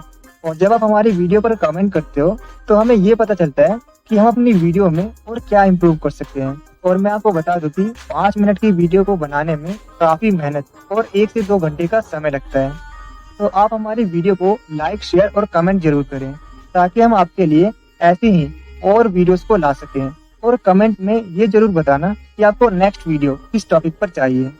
तो यूनिट 4 है, जिसका नाम है भारत में प्रौद्योगिकी और लोक प्रशासन। तो मैं आपको बताना चाहूँगा कि इस यूनिट से आपके एग्जाम में बेसिकली ई गवर्नेंस के ऊपर क्वेश्चन पूछे जाते हैं, जिसमें आपसे पूछा जाता है ई गवर्नेंस के लाभ के बारे में बताइए, ई गवर्नेंस की हानियों के बारे में बताइए, या फिर कभी कभी आपके एग्जाम में ई गवर्नेंस की विशेषताओं के ऊपर क्वेश्चन पूछे जाते हैं। तो इसकी विशेषताओं में सिंपली हमें इसके लाभ और हानि दोनों को ही एक्सप्लेन करना होता है। तो अपने आंसर में सबसे पहले हम बताएंगे ई गवर्नेंस का मतलब क्या होता है, यानी what is the meaning of e governance. तो मैं आपको बताना चाहूंगा कि ई गवर्नेंस का मतलब है सरकार के कामकाज और सेवाओं को डिजिटल तकनीक के माध्यम से इजी, फास्ट, ट्रांसपेरेंट और सुलभ बनाना। इसका मेन ऑब्जेक्टिव है कि नागरिकों को सरकारी सेवाएं घर बैठे ऑनलाइन ही मिल सके, व्यवसाय को आसानी से काम करने का माहौल मिल सके और सरकारी विभागों का कामकाज तेज और बेहतर बने। तो चलिए हम बात करते हैं ई गवर्नेंस की विशेषताओं के बारे में। तो इसकी पहली विशेषता है सरकारी सेवाओं तक त्वरित और आसान पहुंच, यानी quick and easy access to government services. तो मैं आपको बताना चाहूंगा कि passport, ration card, pension, license जैसी सर्विसेज अब ऑनलाइन मिलती है। रेलवे टिकट, बैंकिंग, बीमा जैसी सेवाएं रियल टाइम में मिलती है। इससे नागरिकों को सुविधा और टाइम की बचत होती है। तो इसकी दूसरी विशेषता है समय और लागत की बचत, यानी सेव्स टाइम एंड कॉस्ट। तो मैं आपको बताना चाहूंगा कि अब दफ्तरों की लंबी लाइन लगाने की जरूरत नहीं, शुल्क और कर का भुगतान ऑनलाइन हो जाता है। इससे नागरिकों का खर्च और सरकार का प्रशासनिक खर्च दोनों घटते हैं। तो इसकी अगली विशेषता है भ्रष्टाचार में कमी, यानी रिडक्शन इन करप्शन। तो मैं आपको बता दूं कि हर प्रक्रिया पारदर्शी होती है और इसे ट्रैक किया जा सकता है। सब्सिडी सीधे लाभार्थियों के खाते तक पहुंचती है, जैसे एलपीजी सब्सिडी या फिर डीबीटी, डायरेक्ट बेनिफिट ट्रांसफर। काम मशीनों और सॉफ्टवेयर से होता है, जिससे कि बिचौलियों की भूमिका कम हो जाती है। तो इसकी अगली विशेषता है बेहतर योजना और नीति निर्माण, यानी better planning and policy making. तो मैं आपको बताना चाहूंगा कि सरकार नागरिकों से जुड़ा डाटा इकट्ठा करती है। इस डाटा से शिक्षा, स्वास्थ्य, कृषि जैसी योजनाएं सही तरीके से बनाई जा सकती हैं। तो इसकी अगली विशेषता है बेहतर प्रशासन और सेवा वितरण, यानी better administration and service delivery. तो मैं आपको बताना चाहूंगा कि ऑनलाइन शिक्षा निवारण पोर्टल और हेल्पलाइन से नागरिक तुरंत अपनी समस्याओं को रजिस्टर कर सकते हैं। फीडबैक सिस्टम से सरकार को नीतियों की खामियां तुरंत पता चलती हैं। तो ई गवर्नेंस की विशेषताओं को समझने के बाद चलिए अब हम बात करते हैं ई गवर्नेंस की सीमाओं के बारे में, यानी लिमिटेशंस ऑफ ई गवर्नेंस के बारे में। तो मैं आपको बताना चाहूंगा कि जैसे कि हर सिक्के के 2 पहलू होते हैं, ठीक इसी तरीके से ई गवर्नेंस के काफी सारे फायदे हैं, लेकिन इसके साथ साथ इसकी काफी सारे लिमिटेशंस भी है, इसके सामने काफी सारी चुनौतियां भी हैं, काफी सारे चैलेंजेस हैं। तो चलिए एक एक करके उन सभी चैलेंजेस को समझेंगे और इसके साथ ही हम उसके समाधान को भी समझेंगे कि वो जो प्रॉब्लम्स है, उसकी जो सीमाएं हैं, उसे किस तरीके से हम सॉल्व कर सकते हैं। तो इसकी पहली लिमिटेशन है डिजिटल साक्षरता की कमी, यानी लेक ऑफ डिजिटल लिटरेसी। तो मैं आपको बताना चाहूंगा कि गांव में अभी भी ऐसे बहुत सारे लोग हैं जो कि इंटरनेट और मोबाइल को सही ढंग से नहीं चला पाते हैं। तो अब इसका सॉल्यूशन क्या हो सकता है कि सरकार को ऐसे कैंपेन चलाने चाहिए जो डिजिटली चीजें हैं उनको लोगों के साथ अवेयर कराया जाए। इसके लिए उन्हें एजुकेशन दी जाए कि किस तरीके से वो डिजिटल तरीके को अपना सकते हैं, मतलब किस तरीके से उन्हें इंटरनेट और मोबाइल का यूज करना चाहिए। तो इसकी अगली लिमिटेशन है इंफ्रास्ट्रक्चर की कमी, यानी लेक ऑफ इंफ्रास्ट्रक्चर। तो मैं आपको बताना चाहूंगा कि अभी भी कई सारी ऐसी जगह है जहां पर इंटरनेट और बिजली की सुविधा नहीं है। तो इसका सॉल्यूशन क्या हो सकता है कि गांव में भी बेहतर नेटवर्क और बिजली की व्यवस्था की जानी चाहिए गवर्नमेंट के द्वारा। तो इसके सामने अब इसकी अगली चैलेंजेस है, वो है साइबर सुरक्षा और डेटा सुरक्षा, यानी cyber security and data safety. तो मैं आपको बताना चाहूँगा कि नागरिकों का डेटा ऑनलाइन होने से हैकिंग और फ्रॉड का खतरा बढ़ जाता है, जो कि एक बहुत बड़ी प्रॉब्लम है। तब इसका सॉल्यूशन क्या हो सकता है कि मजबूत साइबर सुरक्षा कानून बनाने चाहिए ताकि इस तरह की जो हैकिंग है, जो धोखाधड़ी है, वो ना हो सके। तो इसकी अगली लिमिटेशन है तकनीकी दिक्कतें यानी टेक्निकल प्रॉब्लम्स। तो मैं आपको बता दूं कि कई सरकारी पोर्टल्स धीमे चलते होंगे या फिर क्रैश कर जाते हैं और कई विभागों में कम्युनिकेशन पूरा नहीं हो पाता। तो इसका सॉल्यूशन क्या हो सकता है कि सभी विभागों को तकनीकी रूप से कैपेबल बनाना चाहिए और उन्हें ट्रेनिंग देनी चाहिए। तो इसकी अगली सीमा है भाषा की समस्या यानी लैंग्वेज प्रॉब्लम। तो मैं आपको बता दूं कि ज़्यादातर पोर्टल अंग्रेजी में काम करते हैं, जबकि भारत में सैकड़ों भाषाएं बोली जाती है, जो कि एक काफ़ी बड़ी प्रॉब्लम है। तो इसका सॉल्यूशन क्या हो सकता है कि पोर्टल को हिंदी और अन्य भारतीय भाषाओं में भी उपलब्ध कराना चाहिए, जिससे कि भारत के हर एक लोग इसे आसानी से यूज कर सकते हैं अपनी ऑन लैंग्वेज में, अपनी लोकल लैंग्वेज में। तो चलिए हम आगे बढ़ते हैं अपने नेक्स्ट क्वेश्चन की ओर। तो हमारा नेक्स्ट क्वेश्चन है ई गवर्नेंस से आप क्या समझते हैं, इसके विभिन्न मॉडल और आयाम की व्याख्या कीजिए। तो जैसे कि आप देख सकते हैं कुछ इस तरीके से आपके एग्जाम में इस यूनिट से क्वेश्चन पूछे जाते हैं ई गवर्नेंस के ऊपर। तो मैं आपको बता दूं कि इस क्वेश्चन में बेसिकली आपको ई गवर्नेंस क्या है इसके बारे में पूछा जा रहा है, जो कि मैंने आपको ऑलरेडी बता दिया था। इसके साथ ही इसमें ई गवर्नेंस के जो विभिन्न मॉडल होंगे और इसके जो आयाम है उसके बारे में पूछा जा रहा है। मतलब इसमें आपको भारत में ई गवर्नेंस को लेकर जो प्रगति हुई है उसको बताना है। तो मैं आपको बता दूं कि अभी टाइम कम है और वीडियो ज़्यादा लंबी ना हो, इसीलिए मैंने इसकी जो प्रॉपर आंसर है उससे एक पीडीएफ में अपलोड कर दिया जाएगा, और जो पीडीएफ का लिंक है वो मैं आपको अपने इस वीडियो के डिस्क्रिप्शन बॉक्स में प्रोवाइड कर दूंगा। आप वहां से उस पीडीएफ को इजीली डाउनलोड करके अपने एग्जाम में अच्छा स्कोर कर सकते हैं।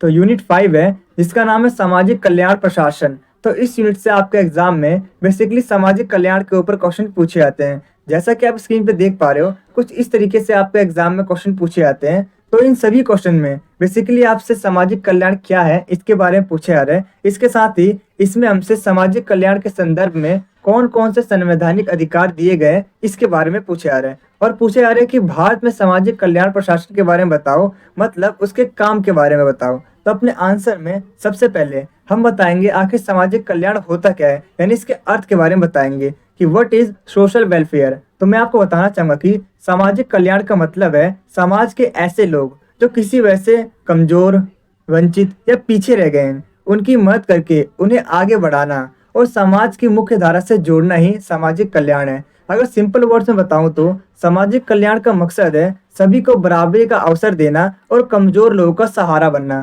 तो इसके बाद चलिए हम बात करते हैं सामाजिक कल्याण की परिभाषाओं के बारे में, यानी डेफिनेशंस ऑफ सोशल वेलफेयर के बारे में। तो मैं आपको बताना चाहूंगा कि काफी सारे विद्वान हैं जिन्होंने अपनी अपनी डेफिनेशन दी है सामाजिक कल्याण को लेके, यानी सोशल वेलफेयर को लेके। इनमें से मैंने आपके लिए 5 डेफिनेशन लिखी है।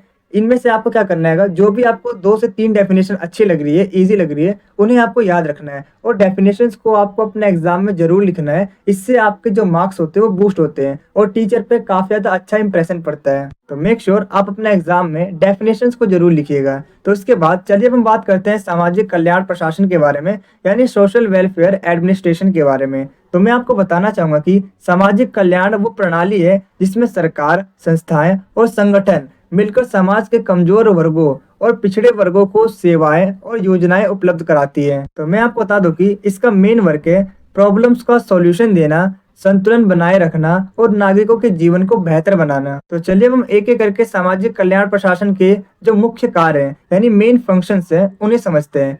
तो इसका पहला कार्य है महिला कल्याण, यानी वुमेन वेलफेयर। तो मैं आपको बताना चाहूंगा कि महिला कल्याण का मतलब है वुमेन को education, health, security and employment opportunities देना। इसका मेन ऑब्जेक्टिव है महिलाओं को सशक्त बनाना और उनकी स्थिति को सुधारना। इसके साथ ही मैं आपको बताना चाहूँगा कि महिलाओं को आत्मनिर्भर बनाने के लिए महिला प्रशिक्षण और योजनाएं हैं, जैसे बेटी बचाओ बेटी पढ़ाओ अभियान। इसका मेन ऑब्जेक्टिव है कन्या भ्रूण हत्या को रोकना और बेटियों को शिक्षा दिलाना। इसके अलावा महिला हेल्पलाइन नंबर, इसका मेन ऑब्जेक्टिव है महिलाओं को हिंसा या आपात स्थिति में जल्द से जल्द मदद पहुँचाना। और उज्ज्वला योजना, इसका मेन ऑब्जेक्टिव है गरीब महिलाओं को फ्री गैस कनेक्शन देना।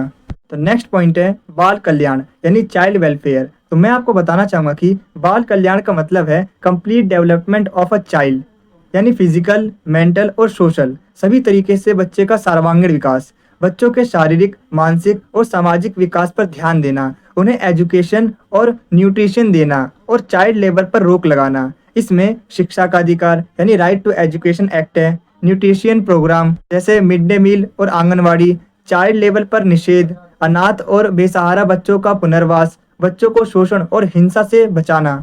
तो नेक्स्ट है राष्ट्रीय बाल नीति यानी नेशनल चाइल्ड पॉलिसी। तो मैं आपको बता दूं कि ये बच्चे के ओवरऑल डेवलपमेंट के लिए एक फ्रेमवर्क है। इसका मेन ऑब्जेक्टिव है हर बच्चे को हेल्दी, सेफ, एजुकेटेड इन्वायरमेंट देना। इसमें विशेष रूप से कमजोर बच्चों जैसे अनाथ, गरीब, विकलांग बच्चे, इन पर ज्यादा ध्यान दिया जाता है।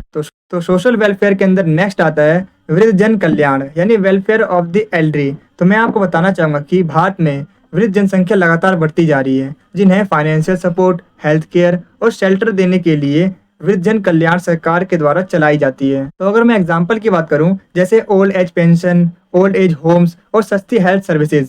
तो नेक्स्ट पॉइंट है पेंशन कोष यानी पेंशन फंड। तो मैं आपको बता दूं कि ये कर्मचारियों को बुढ़ापे में फाइनेंशियल सिक्योरिटी देता है। इसमें कई योजनाएं शामिल हैं जैसे ईपीएफ यानी एम्प्लॉय प्रोविडेंट फंड। नेक्स्ट है एनएसपी यानी नेशनल पेंशन सर्विस।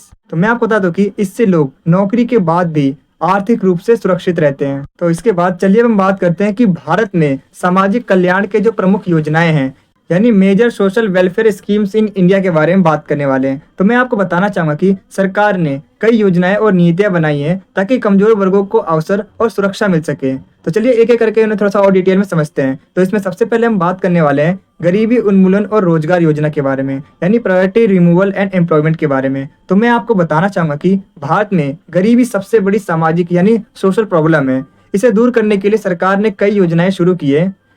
इनमें सबसे इम्पोर्टेंट योजना है मनरेगा यानी महात्मा गांधी राष्ट्रीय ग्रामीण रोजगार गारंटी अधिनियम। इसके तहत प्रत्येक ग्रामीण परिवार को साल में कम से कम 100 दिन का रोजगार देने की गारंटी दी जाती है। इस योजना का मेन ऑब्जेक्टिव है ग्रामीण परिवारों को रोजगार का अवसर देना, उनकी आर्थिक स्थिति सुधारना और ग्रामीण विकास को बढ़ावा देना। ये योजना न सिर्फ गरीबों को काम देती है बल्कि गाँव में सड़क, तालाब, नहर जैसी आधारभूत संरचनाओं का विकास करने में भी मदद करती है। तो नेक्स्ट है शिक्षा यानी एजुकेशन। तो मैं आपको बताना चाहूंगा कि शिक्षा किसी भी समाज का आधार होती है और भारत सरकार ने शिक्षा के प्रसार और बच्चों के सर्वांगीण विकास के लिए कई सारे कदम उठाए हैं जैसे राइट टू एजुकेशन यानी आरटीई एक्ट। तो मैं आपको बता दूं कि इस कानून के अनुसार 6 से 14 साल तक के बच्चों को फ्री एंड कंपलसरी एजुकेशन देना सरकार का कर्तव्य है। इसका मेन ऑब्जेक्टिव यह है कि कोई भी बच्चा अशिक्षित ना रहे यानी अनएजुकेटेड ना रहे। इसके अलावा मिड डे मील योजना। तो मैं आपको बताना चाहूंगा कि इस योजना के तहत सभी सरकारी स्कूलों में पढ़ने वाले स्टूडेंट्स को दोपहर का पका हुआ भोजन फ्री दिया जाता है। इससे बच्चों को पौष्टिक आहार मिलता है और उनकी सेहत बनती है और स्कूल में उनकी उपस्थिति बढ़ती है। और इन योजनाओं से शिक्षा का स्तर सुधरता है और समाज में समान अवसर पैदा होते हैं। तो नेक्स्ट है स्वास्थ्य यानी हेल्थ। तो मैं आपको बताना चाहूंगा कि स्वास्थ्य सेवाएं हर नागरिक का अधिकार है। भारत में गरीब और कमजोर वर्गों को स्वास्थ्य सेवा देने के लिए सरकार ने कई सारे कार्यक्रम भी चलाए हैं, जिनमें सबसे ज्यादा इम्पोर्टेंट है आयुष्मान भारत योजना। इसके तहत गरीब परिवारों को 5 लाख रुपए तक का हेल्थ इंश्योरेंस दिया जाता है। इसका मेन ऑब्जेक्टिव ये है कि कोई भी व्यक्ति सिर्फ गरीब होने की वजह से अपना इलाज कराने से वंचित न रह जाए। और ये योजना विशेष रूप से ग्रामीण और निम्न वर्गीय परिवारों के लिए जीवनदायी साबित हुई है। तो भारत सरकार की सोशल वेलफेयर स्कीम के अंदर जो नेक्स्ट स्कीम आती है वो है सामाजिक सुरक्षा यानी सोशल सिक्योरिटी। तो मैं आपको बताना चाहूंगा कि समाज में कई ऐसे वर्ग हैं जिन्हें विशेष सहारे की आवश्यकता होती है जैसे वृद्धजन, विधवाएं और विकलांग व्यक्ति। इनके लिए सरकार ने कई सामाजिक सुरक्षा योजनाएं शुरू की है जैसे राष्ट्रीय पेंशन योजना यानी नेशनल पेंशन स्कीम। तो मैं आपको बता दूं कि इसमें कामकाजी व्यक्ति अपने लिए रिटायरमेंट के बाद आर्थिक सुरक्षा सुनिश्चित कर सकता है। नेक्स्ट है प्रधानमंत्री श्रम योगी मानधन योजना। तो मैं आपको बता दूं कि इसमें अनऑथराइज्ड वर्कर्स को बुढ़ापे में पेंशन देने की योजना है। इसके अलावा एनएसएपी यानी नेशनल सोशल असिस्टेंट प्रोग्राम। तो मैं आपको बता दूं कि इसके अंतर्गत वृद्ध, विधवा और विकलांग नागरिकों को सीधे फाइनेंशियल सपोर्ट प्रोवाइड की जाती है। तो नेक्स्ट पॉइंट है महिला सशक्तिकरण यानी वुमेन एम्पावरमेंट। तो मैं आपको बताना चाहूंगा कि समाज में महिलाओं की स्थिति को सुधारने और उन्हें आत्मनिर्भर बनाने के लिए सरकार ने अनेक योजनाएं बनाई हैं जैसे बेटी बचाओ बेटी पढ़ाओ योजना। इसका मेन ऑब्जेक्टिव है कन्या भ्रूण हत्या को रोकना और लड़कियों को एजुकेटेड करना। नेक्स्ट है प्रधानमंत्री उज्ज्वला योजना। तो इसका मेन ऑब्जेक्टिव है गरीब महिलाओं को फ्री एलपीजी कनेक्शन देकर उन्हें धुएं से मुक्ति दिलाना और उनका स्वास्थ्य सुधारना। इसके अलावा महिला स्वयं सहायता समूह यानी वुमेन सेल्फ हेल्प ग्रुप्स। तो मैं आपको बता दूं कि इसका मेन ऑब्जेक्टिव है ग्रामीण महिलाओं को संगठित करके उन्हें रोजगार और स्वरोजगार के अवसर देना। तो इन योजनाओं से महिलाओं की शिक्षा, स्वास्थ्य और आर्थिक स्थिति में सुधार हुआ है और समाज में उनकी भागीदारी भी बढ़ी है। तो लास्ट पॉइंट है विकलांगजन कल्याण यानी वेलफेयर ऑफ डिसेबल्ड पर्सन्स। तो मैं आपको बताना चाहूँगा कि भारत सरकार डिसेबल्ड पर्सन के वेलफेयर के लिए स्पेशल प्रोग्राम चलाती है। उन्हें financial help, education and job opportunities देती है। इसका मेन ऑब्जेक्टिव है कि वो भी समाज में बराबरी से जीवन जी सके। इनके अधिकारों की रक्षा के लिए विशेष कानून भी बनाए गए हैं।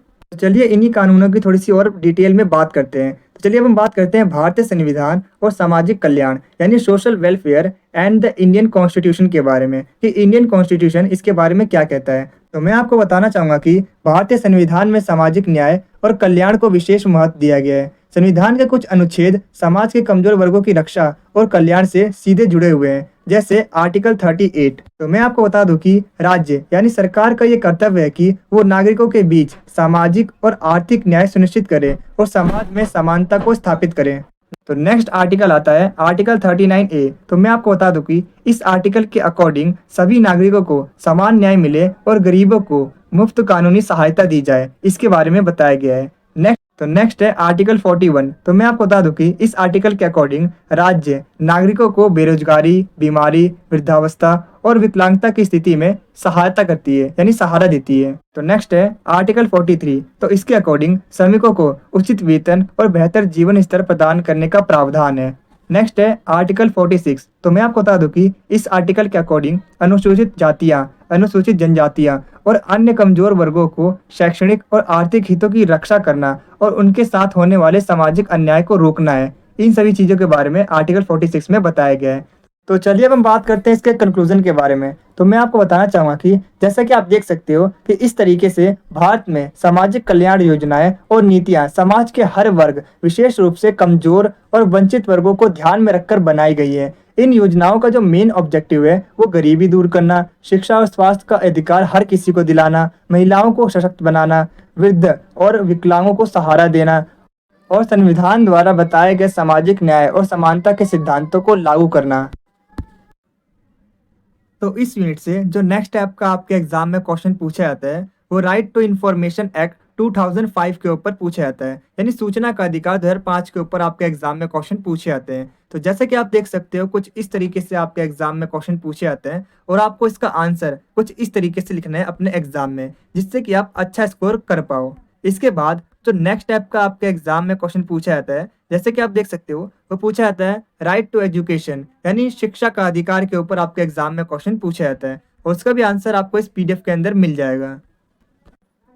तो वीडियो में आगे बढ़ने से पहले मैं आपको बताना चाहूँगा कि अगर आपको इस वीडियो के प्रॉपर आंसर वाले नोट्स चाहिए तो जो नोट्स का लिंक है वो मैंने आपको अपने इस वीडियो के डिस्क्रिप्शन बॉक्स में प्रोवाइड कर दिया है। आप वहाँ से नोट्स को आसानी से डाउनलोड कर सकते हो। जैसे ही आप हमारे नोट्स को डाउनलोड करते हो, सबसे ऊपर यहाँ पर आपको शो होगा हमारे चैनल का नेम, जो कि है बीरे स्टडी पॉइंट।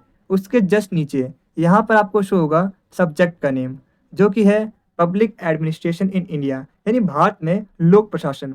और इसके साथ ही मैं आपको बताना चाहूँगा कि हमारे नोट्स के अंदर आपको अभी तक आपके एग्जाम में जितने भी क्वेश्चन पूछे गए वो सारे के सारे क्वेश्चंस मिलने वाले हैं विद सॉल्यूशन यानी आंसर के साथ मिलने वाले हैं। और जैसे यहाँ पर देख सकते हो हमने सबसे पहले यहाँ पर आपको प्रोवाइड किया है हमारी यूट्यूब चैनल का लिंक। जैसे आप इस क्लिक हेयर पे क्लिक करते हो तो आपके सामने हमारी वीडियो ओपन हो जाएगी, जिससे कि आप वीडियो से समझकर उसके बाद अगर आप क्वेश्चन आंसर को याद करते हो तो आपको याद करने में आसानी होगी। और यहाँ पर हमने आपको प्रोवाइड किया है हमारे चैनल का यूट्यूब पेज का होम पेज का लिंक और उसके जस्ट नीचे यहाँ पर आपको शो होगा हमारा व्हाट्सअप ग्रुप, जिससे कि आप ज्वाइन कर सकते हो और कोई भी जो अपडेट है वो आपको हमारे व्हाट्सअप ग्रुप में मिल जाएगी। और मैं आपको बताना चाहूँगा कि हमारे नोट्स के अंदर यहाँ पर आपको प्रोवाइड किया गया है सिलेबस, जिससे कि आपको ये पता चल सके कि आपको कितने यूनिट्स को पढ़ना आएगा। और इसके जस्ट नीचे यहाँ पर आपको शो हो रहा है क्वेश्चन पेपर, क्योंकि काफ़ी सारे स्टूडेंट्स ये कमेंट करते हैं कि आप हमें क्वेश्चन पेपर ही बताएंगे, जिससे कि हमें ये पता चल सके कि कितने नंबर का पेपर होता है, हमें कितने टाइम में अटैम्प्ट करना होता है। सो दैट्स वाई मैंने यहाँ पर क्वेश्चन पेपर का जो फ्रंट पेज है उसे भी प्रोवाइड किया है। और इसके बाद जैसा कि आप देख सकते हो यहाँ पर हमने यूनिट बाय यूनिट हर एक यूनिट के मोस्ट इंपॉर्टेंट क्वेश्चंस को प्रोवाइड किया है विद सॉल्यूशन आंसर के साथ।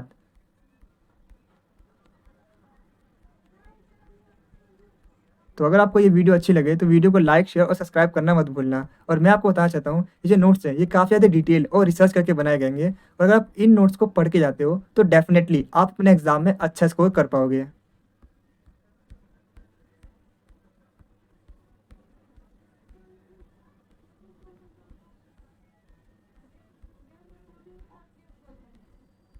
तो यहाँ पर होते हैं हमारे नोट्स खत्म।